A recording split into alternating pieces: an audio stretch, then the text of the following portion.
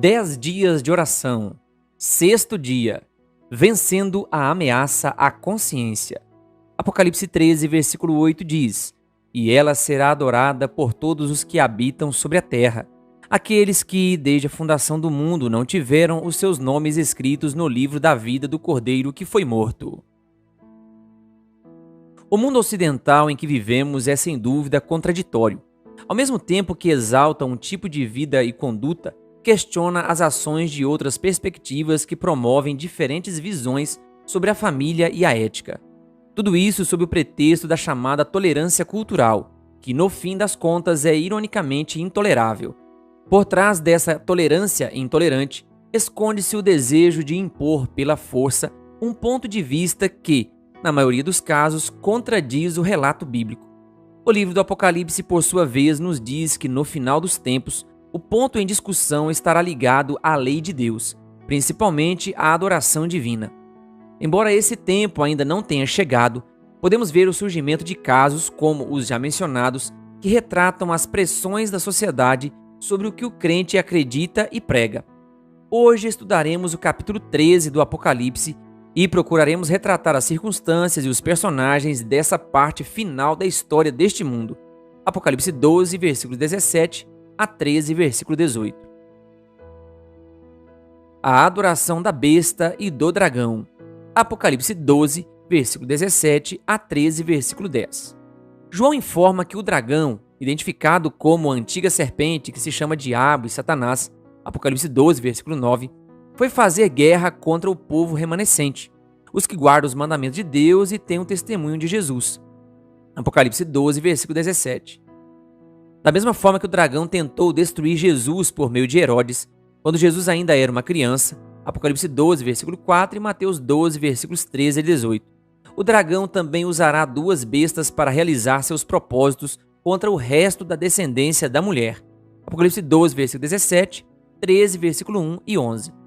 A primeira besta que João viu subir do mar tinha 7 cabeças e 10 chifres, e era semelhante a um leopardo, com pés como os de um urso e boca como de um leão. Apocalipse 13, versículo 2. A fisionomia desta besta nos lembra as bestas de Daniel 7, que também saem das águas. Daniel 7, versículos 2 a 7. É importante observar que a ordem das bestas em Apocalipse é apresentada de forma inversa, pois o primeiro animal em Daniel é um leão, seguindo por um urso, um leopardo e uma besta indescritível, com 10 chifres. Daniel 7, versículos 2 a 7. Considerando que as bestas estão em paralelo com os metais de Daniel 2, versículos 36 a 40, é biblicamente correto afirmar que essas bestas representam os impérios que surgiriam de Babilônia, leão, a Roma, besta indescritível.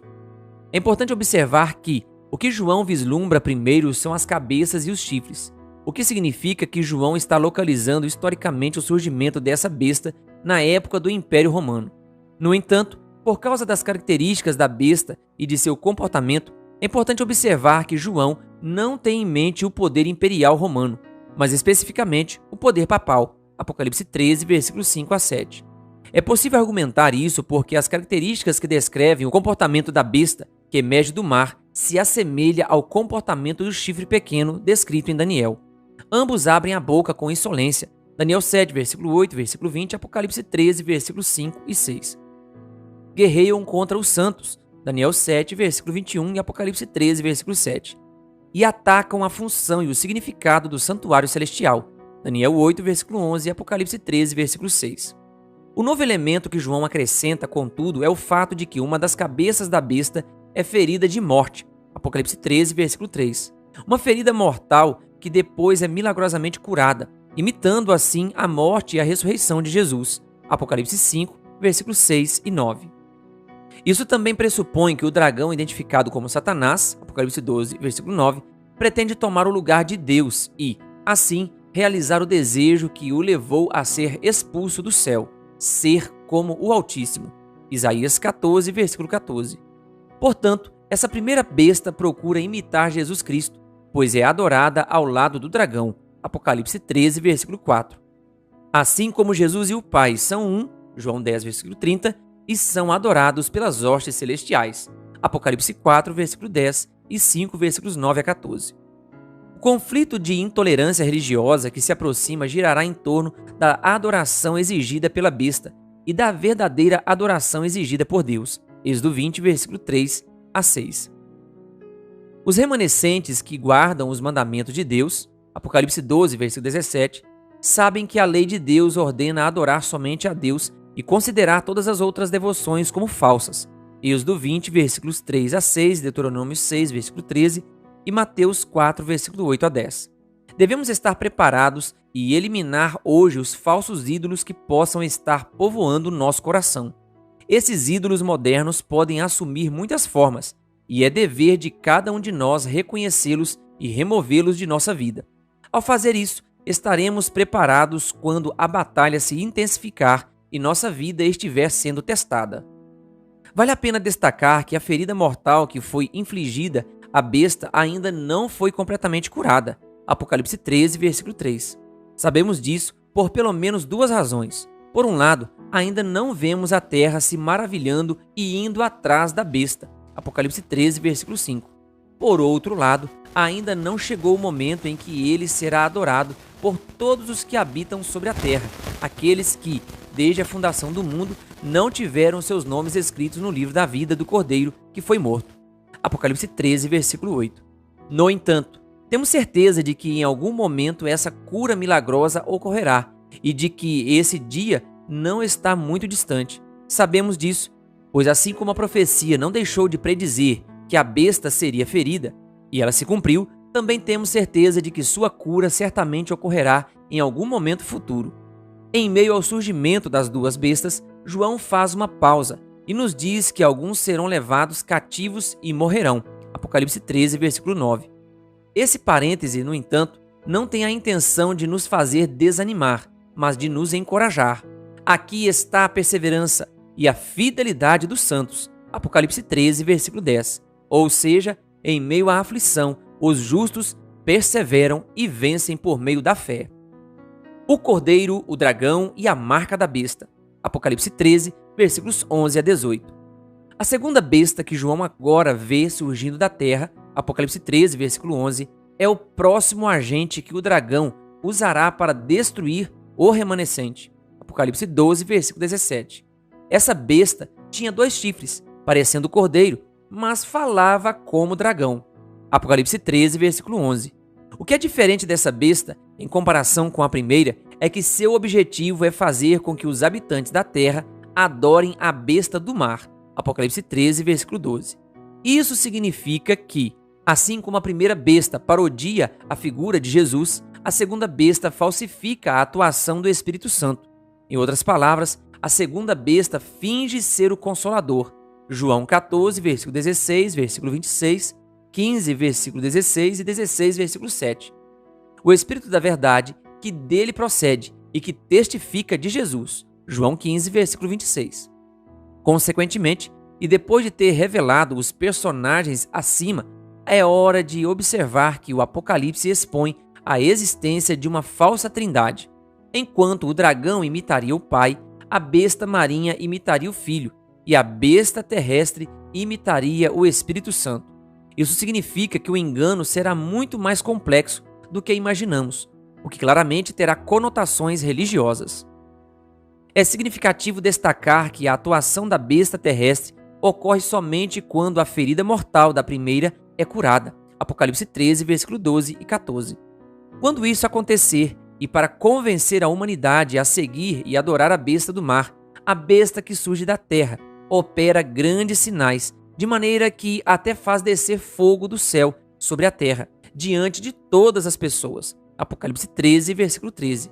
Sua principal estratégia consiste em enganar os habitantes da terra, agindo como os profetas do Antigo Testamento, entre eles Moisés e Elias, que realizaram sinais maravilhosos diante de Deus e dos homens. Êxodo 7, versículo 11 a 12, 1 Reis 18, versículo 38, 2 Reis 1, versículo 10 a 14.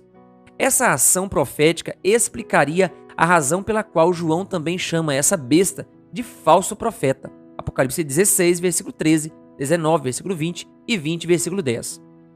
O que foi dito acima deve nos convidar a refletir sobre a importância de não sermos enganados pelo que nossos olhos veem, mas pelo que a palavra de Deus condena. Vivemos em uma sociedade cheia de falsos profetas que, por meio do engano, querem que pensemos que nossa fé na palavra de Deus está errada. Assim como os ensinamentos céticos do agnosticismo, o espiritismo opera sob a bandeira da dúvida bíblica e promove uma atitude intelectual e religiosa que busca destruir nossa fé no Deus verdadeiro. É essencial que nosso estudo das Escrituras Sagradas nos impeça de tais tentações e que a presença do Espírito Santo seja uma realidade diária em nossas vidas. É transcendental reparar que o foco dessa parte do relato novamente tem a ver com o ato de adorar a primeira besta, Apocalipse 13, versículo 12. E não deveria nos surpreender que o principal promotor dessa falsa adoração seja a besta que surge da terra, Apocalipse 13, versículo 12 e 15. Aqui, no entanto, a história assume um tom diferente e certamente dramático. Pois, assim como durante a Idade Média, os papas romanos perseguiram aqueles que pensavam de forma diferente, Apocalipse 13, versículos 5 a 7, e não os seguiam, o mesmo acontecerá no futuro quando a ferida mortal deles for curada. Apocalipse 13, versículo 3, versículo 12 e versículo 14. A implementação de uma marca, Apocalipse 13, versículo 16, e a construção de uma imagem, Apocalipse 13, versículo 14 e 15, são os artifícios que a besta terrestre utilizará para cumprir sua missão. A imagem criada pretende imitar a criação do homem, Apocalipse 13, versículo 15, que passou a existir quando Deus soprou em seu nariz o sopro de vida, Gênesis 2, versículo 7. Não podemos negligenciar o fato de que a imagem da besta tem a habilidade de falar e matar unicamente quando lhe é permitido receber o sopro da vida. Apocalipse 13, versículo 14 a 17. Isso implica que a imagem, no contexto deste capítulo, evoca o ato da falsa criação e, portanto, aponta para um falso criador. O significado da imagem e da marca. Apocalipse 13, versículos 11 a 18. Em termos concretos, a criação da imagem da besta representa o colapso de qualquer tipo de tolerância civil e a anulação certa do limite legal que separa as esferas estatal e religiosa. Em outras palavras, o Apocalipse prevê que, em algum momento da história do nosso planeta, leis contrárias à lei divina serão impostas, e aqueles que ousarem recusar-se a segui-las serão perseguidos e mortos. O estabelecimento de uma marca, cuja obrigação abrange toda a esfera social e econômica, permitirá que os indivíduos exerçam sua liberdade sem impedimentos. Apocalipse 13, versículos 15 a 18. Aqueles que se recusarem a fazer isso se tornarão escravos e párias sociais e, como mencionado, dignos de morte. Apocalipse 15, versículo 15. O significado da marca tem como principal paralelo o selo de Deus, o que Deus coloca sobre aqueles que lhe pertencem. Apocalipse 7, versículo 3 e 14, versículo 1. Desse modo, a marca da besta funciona como a falsificação do selo divino e procura parodiar a presença e a vontade do Criador na testa e na mão daqueles que a recebem. Apocalipse 13, versículo 16, ver também 7, versículo 13 e 14, versículo 1. Se tivermos em mente que a imagem emula a falsa criação divina, a marca da besta funciona simbolicamente como a imposição forçada de um dia que imita o dia que Deus estabeleceu como memorial da criação. Gênesis 2, versículo 1 ao 3 e Êxodo 20, versículo 11. Esse dia é o domingo, o primeiro dia da semana, um dia falso, pois o único dia que Deus abençoou e santificou foi o sábado. Entretanto, para que o domingo assuma a conotação que mencionamos e se torne a marca da besta, a ferida da besta marítima deve primeiro ser curada. Em seguida, deve haver uma configuração política que forçosamente implementa leis e regulamentos humanos e que, dessa forma, torne possível impor um dia de guarda sobre o outro. Não há dúvida de que esse momento chegará e, por isso, deveremos estar preparados. O quadro pintado por João retrata vividamente uma ameaça real à liberdade de consciência. O mundo ocidental, com algumas exceções, desfruta do direito de escolher a crença religiosa e descansar de forma livre e consciente no dia em que decidiu fazer isso. Não está longe o tempo em que esse direito nos será tirado e seremos pressionados a seguir o caminho da maioria daqueles que apoiarão a besta. Não tenhamos medo, pois a promessa de Jesus é clara. Ele estará conosco até o fim deste mundo. Mateus 28, versículo 20. Conclusão. O diabo, simbolizado pela imagem de um dragão no Apocalipse, empregará 2 agentes para destruir os remanescentes. O primeiro, uma besta que surge do mar, imita Jesus e busca adoração. O segundo, a besta terrestre, emula o Espírito Santo e promove a adoração da besta que surge do mar. A estratégia usada para realizar seus planos tem a ver com a criação e imposição de verdades satânicas, que procuram infringir a liberdade de consciência. Convite. Não está longe o dia em que os homens e mulheres que compõem o remanescente serão forçados a escolher entre a lei de Deus e a lei dos homens. Como memorial da criação, o sábado estará no centro do debate e serão os membros do remanescente que mostrarão ao mundo a importância e o valor do sábado.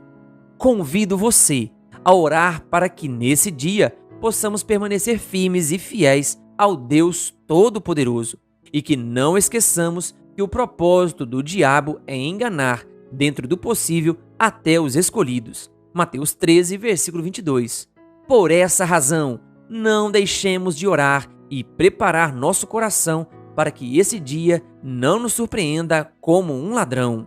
1 Tessalonicenses 5, versículo 4. Querido ouvinte, que Deus lhe abençoe. Se você ainda não é inscrito no canal O Bom da Bíblia no YouTube, se inscreva e ative o sininho das notificações. Canal O Bom da Bíblia, compartilhando a Palavra de Deus.